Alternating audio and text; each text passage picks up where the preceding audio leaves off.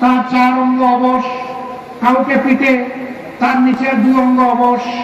চিকিৎসা বিজ্ঞানের একজন ক্ষুদ্র ছাত্র হিসেবে আমি যা বুঝি, এ মানুষগুলো জীবনে একটা সেকেন্ডের জন্য আর সোজা হয়ে দাঁড়াতে পারবে না। কারা করলো?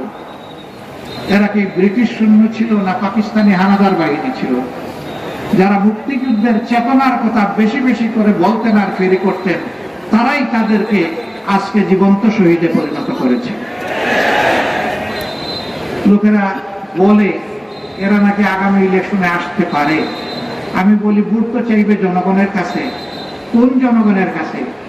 গোটা 18 কোটি মানুষের বিরুদ্ধে যারা হাতে অস্ত্র নিয়ে গুলি ছিঁড়েছিল, সেই জনগণের কাছে ভোট চাওয়ার কি কোনো নৈতিক অধিকার ওদের আছে?